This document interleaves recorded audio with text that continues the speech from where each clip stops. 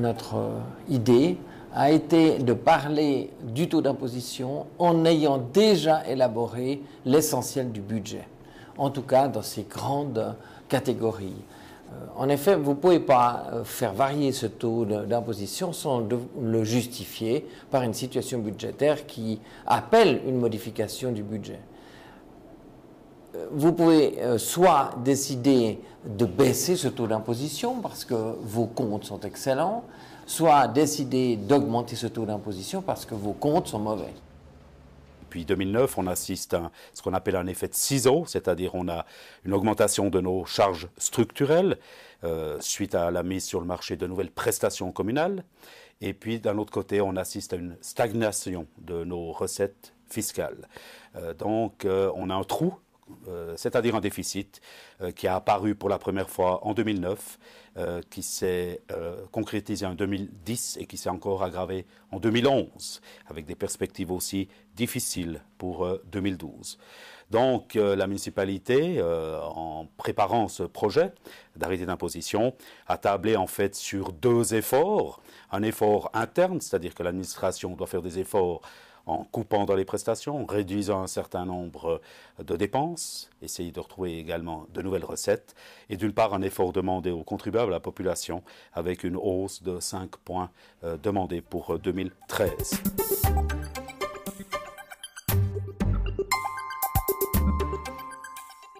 Cinq points d'impôt sur l'effet pour le contribuable entre le couple marié et le célibataire avec les enfants.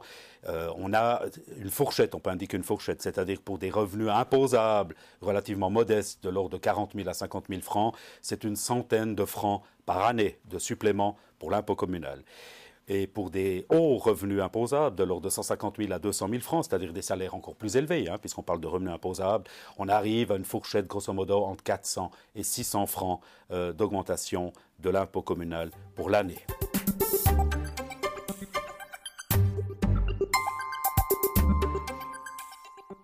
On s'est bien rendu compte que si on voulait ramener l'autofinancement positif à la hauteur de 6 millions, ce qui nous permettrait de développer nos projets, dont en particulier, je le rappelle, la construction d'un collège, 50 millions budgétés.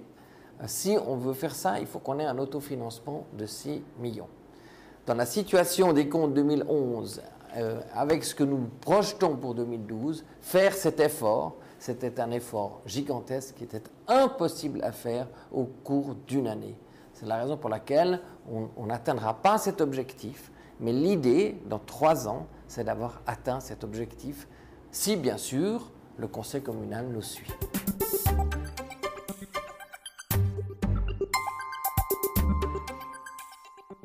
Lorsque nous avons élaboré un projet budget, à ce moment-là, nous avons vu que si on ne changeait rien à notre manière de faire, notre déficit serait de 14 millions.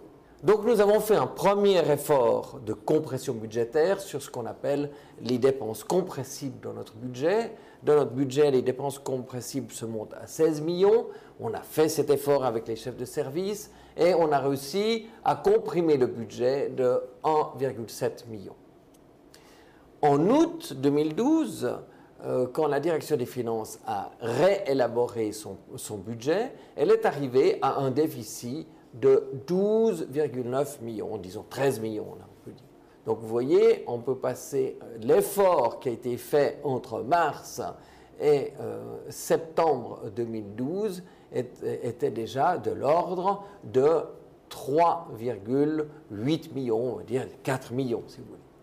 Et nous allons refaire notre budget et à ce moment-là, nous sommes arrivés avec un déficit, toujours un déficit de 10 millions. À ce moment-là, nous avons obtenu de la part de l'État, c'est-à-dire vendredi passé, c'est-à-dire il y a à peine une semaine, quels étaient les chiffres que nous aurions à payer pour la péréquation cantonale et la facture sociale. Nous avons eu la bonne surprise de savoir que nous avions prévu trop d'argent sur ce poste, ce qui fait que notre budget a été ramené dans son déficit à 9 millions. Donc, il y a ce mercredi, juste avant cette interview, la municipalité était en face de cette réalité. Quel est le déficit prévisible pour 2013? Il était de 9 millions. Comme je l'ai dit, 9 millions n'est pas admissible du point de vue de l'État. Il faut donc prendre des mesures complémentaires. Quelles sont les mesures que nous avons prises? On peut vous simplifier les choses en vous disant, principalement, nous allons agir sur une diminution de la masse salariale. Mais cette diminution de la masse salariale ne se fera sans licenciement. C'est très très important de préciser.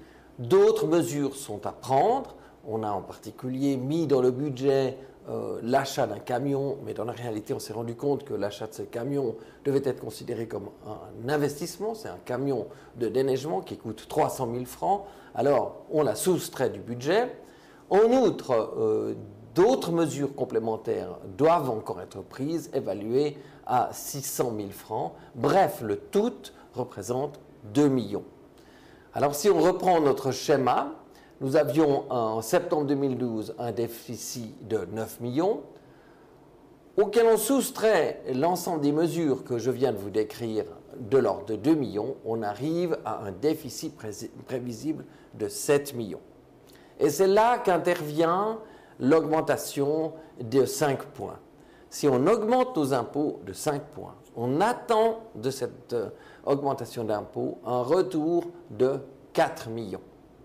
En faisant cet exercice, vous l'avez bien compris, déficit prévisible de 7 millions, dont je soustrais ces 4 millions qui sont des recettes supplémentaires, et j'arrive à un déficit prévisible de 3 millions.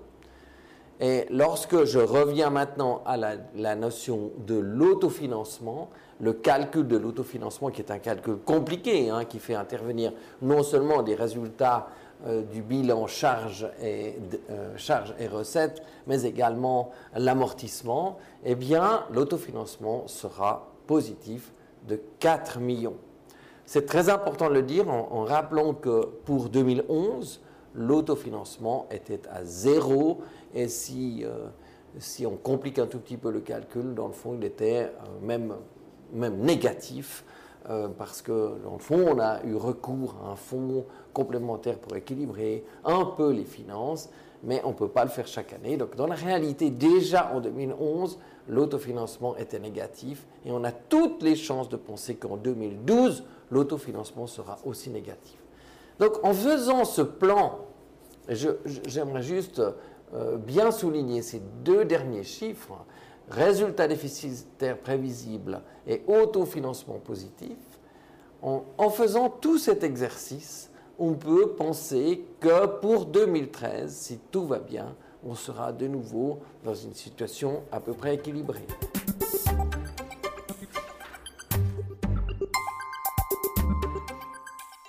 Nous avons un budget déficitaire de 7 millions, après tous les efforts d'adaptation que nous avons faits.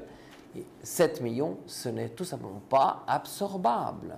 Nous ne pouvons pas présenter à l'État de nouveau des comptes déficitaires de l'ordre de 7 millions, un budget déficitaire de l'ordre de 7 millions. Vous me direz, mais il y a toujours une discrépance entre le résultat des comptes et le résultat du budget, mais le budget représente quand même clairement la tendance. Donc l'État n'acceptera pas que nous ayons un budget de 7 millions. Et il est très probable que le conseil communal nous dise, dans ce cas de figure, débrouillez-vous, vous, municipalités, pour trouver des solutions. Et je le dis avec tristesse, mais c'est la réalité. Les seules possibilités, c'est des licenciements.